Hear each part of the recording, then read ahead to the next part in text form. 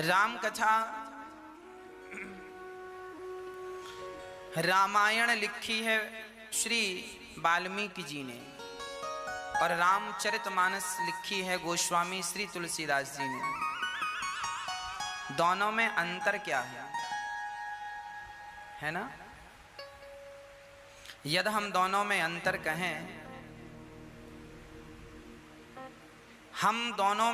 कहें, तो इतना ही अंतर है। रामायण जो श्री वाल्मीकि जी ने लिखी है रामायण, और रामायण बहुत सारी हैं। आनंद रामायण, वाल्मीकि रामायण, महारामायण, राधे श्याम रामायण, भुसुंडी रामायण,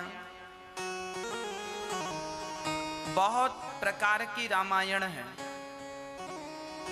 रामायण का अर्थ क्या है? जो राम का घर हो। राम का अयन मतलब रामायण, जो राम का स्थान घर हो उसे रामायण कहते हैं। तो राम कहाँ है? बोले रामायण में। तो फिर गोस्वामी तुलसीदास जी ने भी रामायण ही लिखी होती। रामचरितमानस लिखने का क्या तात्पर्य है?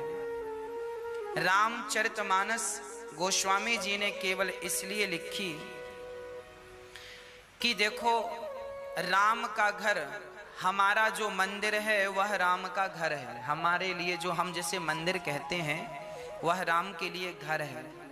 तो राम के घर में जाने के लिए शर्त है, मंदिर जाने की एक शर्त है, स्नान करके मंदिर जाइए, है ना? तो स्नान कहाँ करेंगे? बोले रामचरितमानस। मानस मतलब सरोवर। मानस का अर्थ होता है सरोवर। आप लोग कहते भी हम मान सरोवर, मानस मतलब सरोवर। तो रामचरितमानस, राम के प्रेम का जो सरोवर है वह रामचरितमानस है। पहले आप रामचरितमानस में स्नान कर लीजिए, फिर रामायण में प्रवेश करिए। भाई स्नान करेंगे तब तो प्रवेश होगा मंदिर में।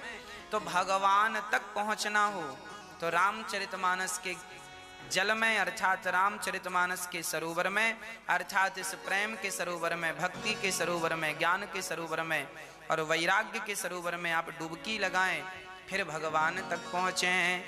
यह रामचरितमानस श्री गोस्वामी तुलसीदास जी ने रामचरितमानस की सुंदर सी रचना की। गोस्वामी तुलसीदास जी महाराज जी के बारे में वर्णन है कि जब गोस्वामी तुलसीदास जी का जन्म राजापुर गांव उत्तर प्रदेश में 1589 संवत में इनका जन्म हुआ। पिता आत्माराम दुबे थे, माता का नाम हुलसी था। बड़ा गोस्वामी जी जब जन्म लिए तो 32 दांत थे। जन्म लेने के कुछ दिन बाद माता मर गई, कुछ दिनों बाद पिताजी मर गए। अब गांव के लोगों को लगा यह बच्चा बड़ा अपशगुन है। अच्छा, भक्तमाल में हमने पढ़ा तो उसमें लिखा है कि किसी रिश्तेदार ने, तुलसीदास जी छोटे से थे, माता पिता मर गए तो दया आई तो किसी रिश्तेदार ने रखा, तो संयोग से वो रिश्तेदार भी मर गया। अब सारे जग में बदनामी हो गई कि बच्चा ऐसा है कि जो रखता है मर जाता है। तो लिखा है भक्तमाल में कि गोस्वामी तुलसीदास जी को लोग देखना भी पसंद नहीं करते थे, लोग भोजन भी नहीं देते थे, इस चक्कर में कि कहीं इसे खिलाएंगे तो कहीं हम मर ना जाएं। गोस्वामी जी का बचपन में बड़ा बहिष्कार हुआ, बड़ा अपमान हुआ, बड़ा अनादर हुआ। अच्छा, एक बात बताऊं, आप सोने को जितना तपाएंगे वो उतना चमकेगा।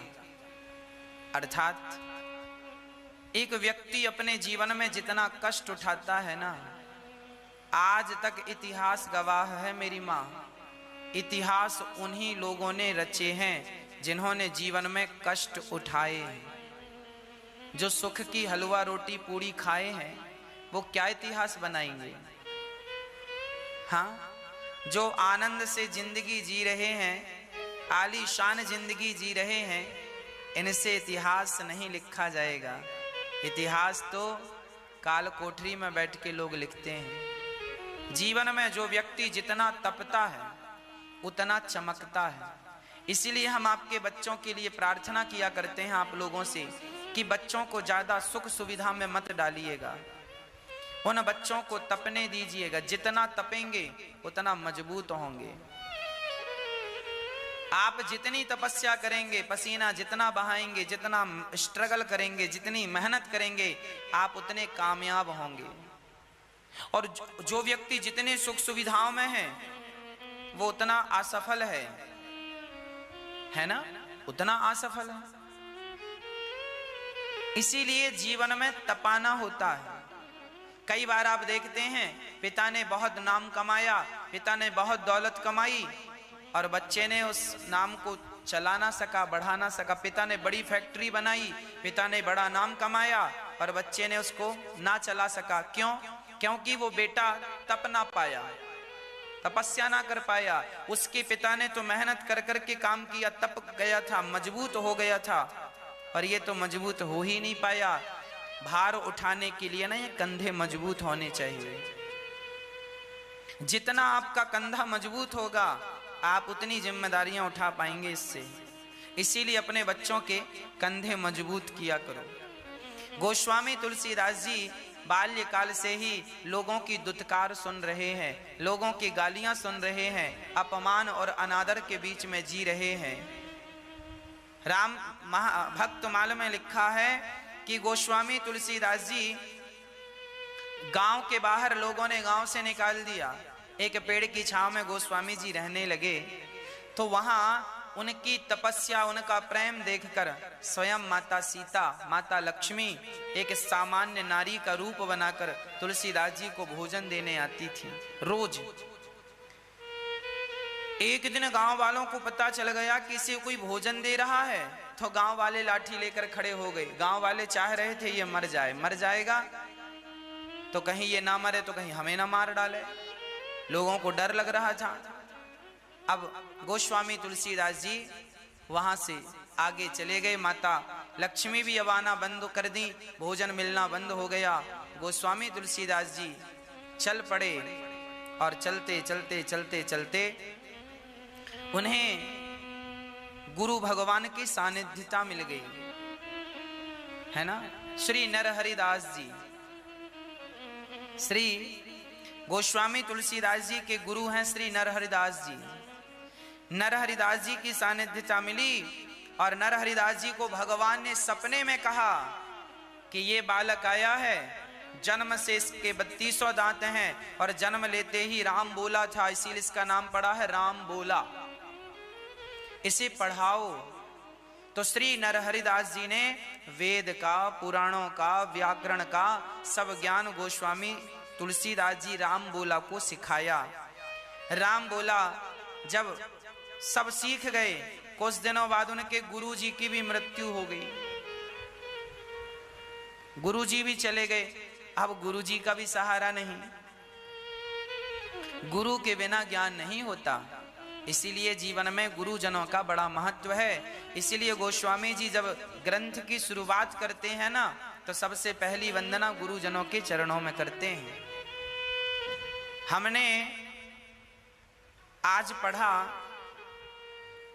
कि श्री याज्ञवल्क्य जी कह रहे हैं कि गुरु ने हमें जो ज्ञान दिया है उस ज्ञान के बदले हम दुनिया में, हमारे पास ऐसी कोई दौलत नहीं है जिस दौलत को हम देकर गुरु के ज्ञान का कर्ज चुका सकें। जैसे कभी माता का कर्ज नहीं चुका। दुनिया में आप आज तक इस दुनिया में किसी ने इतना धन नहीं कमाया कि वो अपनी कमाई से माता का कर्ज चुका सके।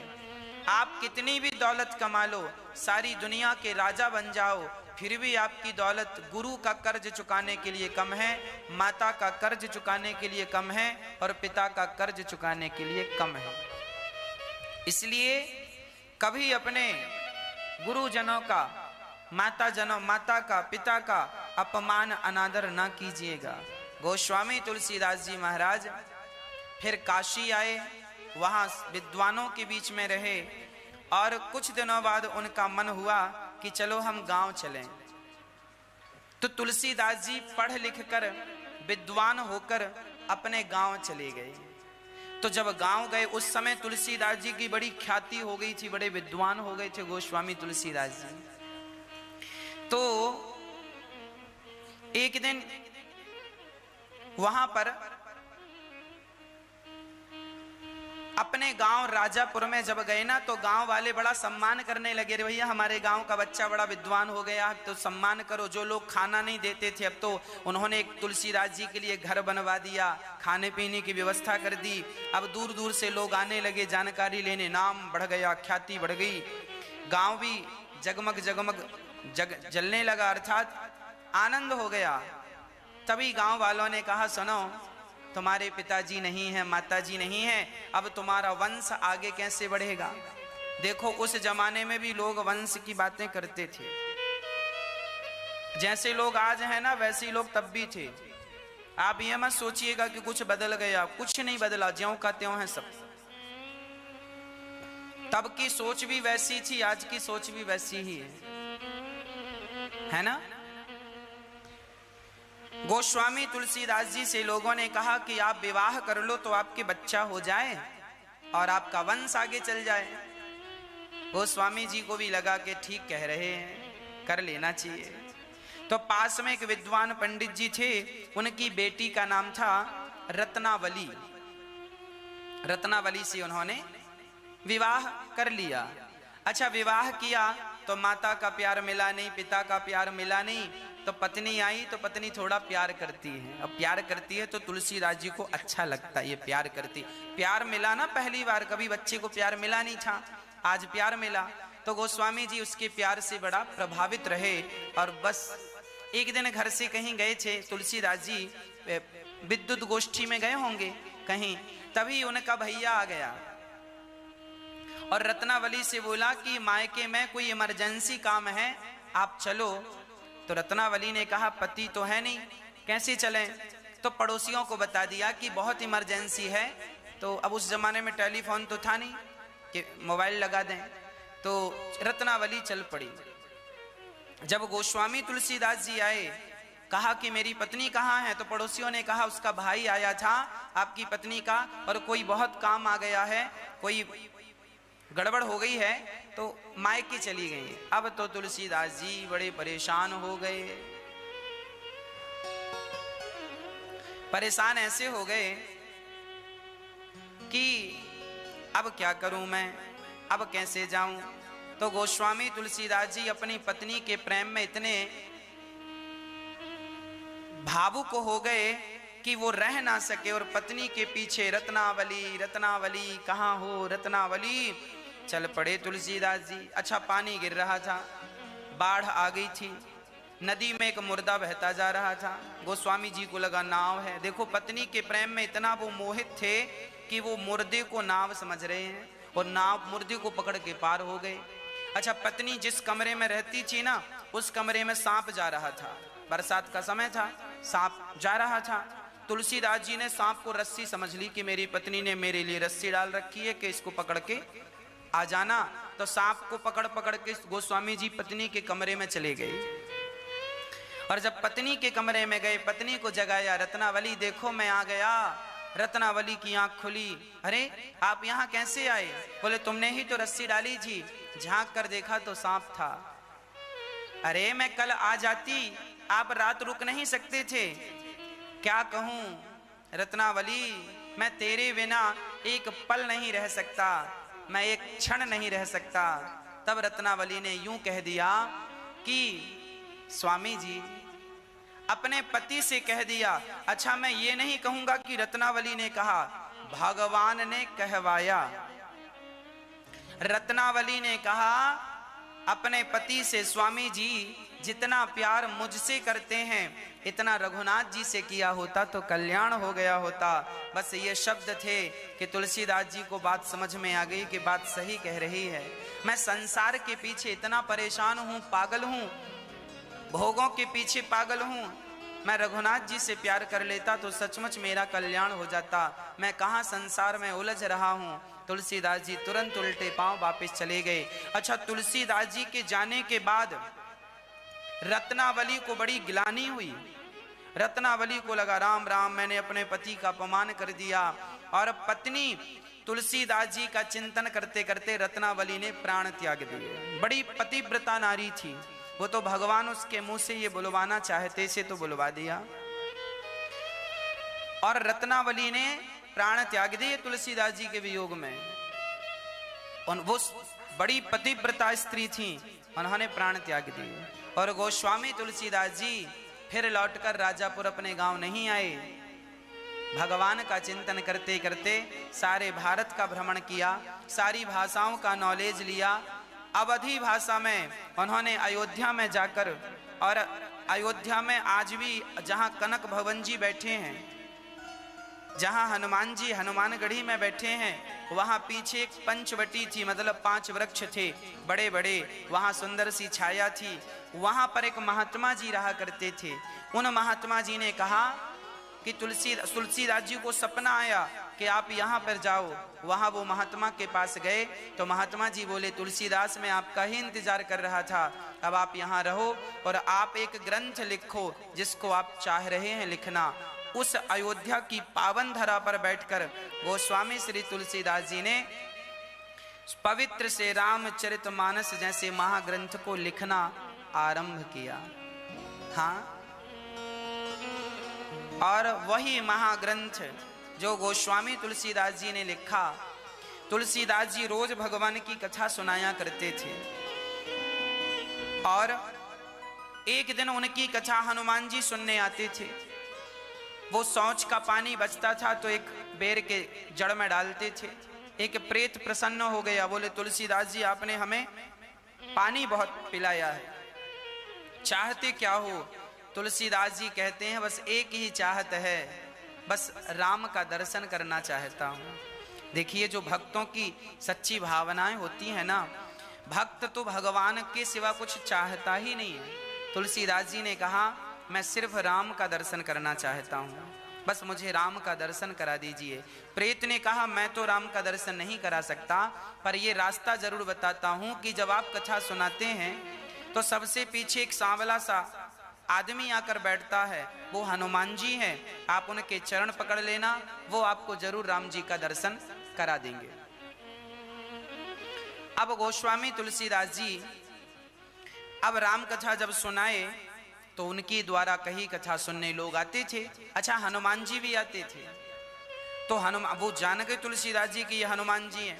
अब जब सारे श्रोता गए तो हनुमान जी भी जाने लगे। तो हनुमान जी के चरण पकड़ लिए तुलसीदास जी ने। कहाँ जा रहे हैं? आप मुझे राम का दर्शन कराएं, आप मत छिपिए, मैं पहचान गया आप हनुमान जी हैं। उन्होंने कहा भैया मैं तो सामान्य व्यक्ति हूँ, कथा आप बड़ी अच्छी सुनाते हैं सो मैं आता हूँ। ना ना, आप तो हनुमान जी हैं। तुलसीदास जी ने चरण पकड़ लिए, छोड़ा नहीं। तब हनुमान जी को मजबूरी में प्रकट होकर दर्शन देना पड़ा। और हनुमान जी से यही चाहा तुलसीदास जी ने कि हे हनुमान जी, आपने तो कई बार राम का दर्शन किया है, मुझ जैसे अधम को भी राम का दर्शन करा दीजिए। जब दर्शन की चाहत रखी तो हनुमान जी ने कहा आपको हम दर्शन कराएंगे। ये घटना चित्रकूट की है ना। तो वहां पर चित्रकूट के घाट में चंदन घिस रहे थे और रोज तुलसीदास जी चंदन का दान करते थे सबको। देखो चंदन दान, चंदन लगाते थे सबको। आज जब चंदन लगाने लगे तो स्वयं राम जी इनसे चंदन लगवाने, इतना प्रेम से चंदन लगाते, इतना प्रेम से भजन करते कि स्वयं राम लक्ष्मण आते। और जब राम लक्ष्मण आ गए तो तुलसीदास जी अपने मस्ती में चंदन लगा रहे थे, उन्होंने तो पहचाना नहीं। तब हनुमान जी ने दोहा गाया कि चित्रकूट के घाट में भई संतन की भीड़, तुलसीदास चंदन घिसे, तिलक ले रघुवीर। तुलसीदास जी को जब हनुमान जी ने ये बात कही, उन्हें स्मरण आ गया कि मैं तो राम के दर्शन के लिए खड़ा हूं। और राम लक्ष्मण जब चंदन लगवाए, तुलसीदास जी जाग गए भाव से, और उन्होंने देखा भगवान को, चरणों में गिर पड़े। हे नाथ, मैं कृतार्थ हो गया। राम जी के चरणों को प्रत्यक्ष दर्शन भगवान राम का गोस्वामी श्री तुलसीदास जी ने किया। ऐसे महान गोस्वामी श्री तुलसीदास जी महाराज, जिन्होंने हम सभी को रामचरितमानस जैसा महाग्रंथ तैयार करके दिया, जिन्होंने अनेक बार भगवान श्री राम का दर्शन किया। जब रामचरितमानस पूरी तैयार हो गई तो लोगों ने बड़ा विरोध किया कि भाई इसको आपने हिंदी में क्यों लिखी। उस जमाने में सारे ग्रंथ संस्कृत में लिखे जाते थे। तो तुलसीदास जी का बड़ा विरोध किया विद्वानों ने कि आपने रामचरितमानस लिखी है और आपने हिंदी में लिखी है, हम स्वीकार नहीं करेंगे। तब काशी विश्वनाथ के मंदिर में भगवान शंकर के पास और विद्वानों ने भी संस्कृत में अपने ग्रंथ लिख डाले इसके कंपटीशन में, और सारे ग्रंथों को ले जाकर वहां पर काशी विश्वनाथ जी के पास रख दिया गया। और वहां शंकर जी से कहा गया कि जो ग्रंथ सबसे ऊपर मिलेगा सुबह, उसी को मान्यता दी जाएगी। दरवाजा लगा दिया गया, पहरेदारी लगा दी गई, ताला बंद कर दिया गया। शंकर जी के आसपास सारे ग्रंथ जमा दिए गए, और जब सुबह हुई सबने दरवाजा खोला और देखा तो सबसे ऊपर रामचरितमानस लिखी थी और शंकर जी के सिग्नेचर थे। शंकर जी ने लिख दिया, सत्यम शिवम सुंदरम, सत्यम शिवम सुंदरम। रामचरितमानस गोस्वामी श्री तुलसीदास जी ने ऐसा ग्रंथ लिखा, उस जमाने में हिंदी लुप्त हो रही थी। गोस्वामी तुलसीदास जी ने जिस जमाने में रामचरितमानस लिखी, उस जमाने में अंग्रेजों का शासन था भारत में, और हिंदी उर्दू का प्रचलन ज्यादा हो गया था। लगभग हिंदी विलुप्त होने की स्थिति पर थी। पर रामचरितमानस को अवधी भाषा में हिंदी में लिखकर गोस्वामी तुलसीदास जी ने केवल राम का ही नहीं अपितु भाषा की भी रक्षा की है। तुलसीदास जी ने काव्य की, रामचरितमानस राम की तो महिमा सब तक पहुंचाई ही है, राम को तो सब तक पहुंचाया ही है, पर जो विलुप्त होने की स्थिति में भाषा थी हमारी हिंदी, उसे भी एक संजीवनी मिल गई रामचरितमानस के द्वारा। इसीलिए रामचरितमानस जो श्रवण कर लेता है, निश्चित वह भगवान का प्रिय हो जाता है, प्रेमी बन जाता है। गोस्वामी तुलसीदास जी अपने ग्रंथ को शुरुआत कहां से करते हैं? वा शब्द से। वर्णानामर्थ संघानाम रसानाम छंदसामपि मंगलानाम च कर्तारौ वंदे वाणी विनायकौ।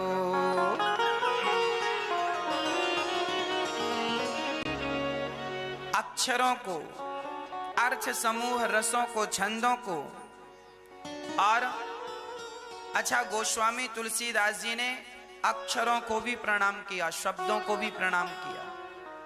और रामचरितमानस में ये सब कुछ है।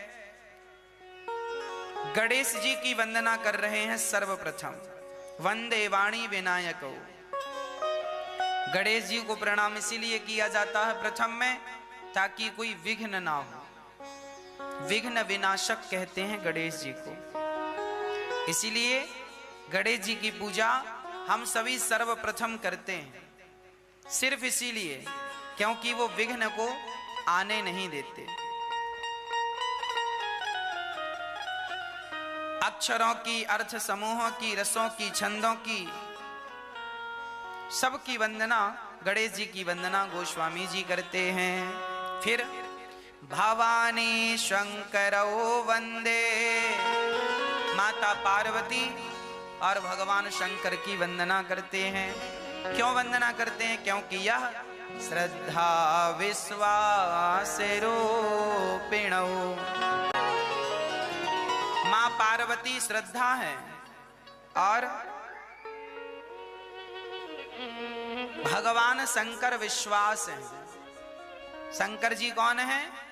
विश्वास, श्रद्धा विश्वास रूपिणौ। श्रद्धा विश्वास की प्रतिमूर्ति भगवान शंकर है, मां पार्वती है। इसीलिए ऐसी भवानी शंकरौ, ऐसे श्रद्धा और विश्वास के स्वरूप श्री पार्वती जी और श्री शंकर जी की वंदना कर रहे हैं। विश्वास सीखना है, विश्वास प्राप्त करना है तो भगवान शंकर की शरण में जाएं। फिर वंदे बोधमयं नित्यं गुरुं शंकर रूपिणं। भगवान शंकर स्वरूप गुरु को गोस्वामी तुलसीदास जी गुरु की वंदना करते हैं। गुरु जी के चरणों में पावन नमन कोटि कोटि वंदन। सीताराम गुणग्राम पुण्यारण्य विहारिणौ वंदे विशुद्ध विज्ञानौ कवीश्वर कपीश्वरौ। हाँ प्रिय भक्तों, भगवान श्री राम के गुण समूह रूपी वन को, वन में विहार करने वाले श्री सीताराम को गोस्वामी जी ने प्रणाम किया। और कवीश्वर और कपीश्वर, कवीश्वर मतलब वाल्मीकि जी और कपीश्वर मतलब श्री हनुमान जी। कवीश्वर मतलब कवियों में श्रेष्ठ कवि वाल्मीकि जी और हनुमान जी। अच्छा, जब रामायण का ग्रंथ तैयार वाल्मीकि जी ने किया, उसी समय हनुमान जी ने भी एक रामायण लिखी थी, पत्थरों में लिखी थी। तो हनुमान जी से वाल्मीकि जी ने कहा कि आप जरा हमारी रामायण पढ़कर देखें। हनुमान जी ने पढ़ा, अच्छी लगी। हनुमान जी ने कहा जरा हमारी भी पढ़ो। तो वाल्मीकि जी ने हनुमान जी की रामायण पढ़ी तो वाल्मीकि जी पढ़ के रोने लगे। बोले आपने इतना बढ़िया लिखा है, हमारे ग्रंथ को तो कोई पूछेगा नहीं। हम आपसे एक वरदान मांगते हैं। बोले क्या? बोले आप अपने ग्रंथ को समुद्र में फेंक दीजिए, डाल दीजिए, विसर्जन कर दीजिए। हनुमान जी ने कहा ठीक है। हनुमान जी ने अपने ग्रंथ को, इतना बढ़िया लिखा था हनुमान जी ने, क्योंकि वो तो साथ में थे राम जी के। तो फिर वाल्मीकि जी के द्वारा लिखा हुआ ग्रंथ सब तक पहुंचा और हनुमान जी की वही इच्छा रह गई। तो हनुमान जी ने अपने ग्रंथ को तुलसीदास जी के द्वारा लिखवाया। हनुमान जी ने जो अपना ग्रंथ फेंक दिया, समुद्र में विसर्जित कर दिया, हनुमान जी के द्वारा ही फिर यह रामचरितमानस हनुमान जी अपने भाव देते गए और तुलसीदास जी वो भाव प्रकट करते गए। तो ये वही रामचरितमानस है जो हनुमान जी ने लिखी थी। रचि महेश निज मानस राखा, ये वही है जिसे भगवान शंकर ने रच लिया था और मन में रखा था, समय आने पर उसे प्रकाशित कर दिया। ऐसी माता सीता को, भगवान राम को, जो सबकी शक्ति है, उद्भव स्थित संहार कारिणी क्लेशहारिणी सर्वश्रेयस्करीं सीतां नतो हम राम वल्लभाम। ऐसी माता शक्ति जो सब ब्रह्मा काम करते हैं तो सीता माँ की शक्ति से, माँ सीता शक्ति स्वरूपा है। हम सब जो भी काम करते हैं शक्ति के बिना नहीं होता। गोस्वामी जी सबकी वंदना करते हैं। नाना पुराण निगमागम सम्मतम यत्, सारे पुराणों का सार गोस्वामी तुलसीदास जी ने यहाँ पर लिखा है। और किस लिए लिखा है? स्वांतः सुखाय, अपने आनंद के लिए लिखा है। किसी के प्रति कोई ये नहीं कि हम तुमसे अच्छा लिखें, ये करें ना, कोई राग द्वेष ईर्ष्या कपट कुछ नहीं, केवल आनंद के लिए ग्रंथ लिखा। गणेश जी को प्रणाम करते हुए तुरंत भगवान की कृपा को गोस्वामी जी ने लिख दिया। मूक होहि बाचाल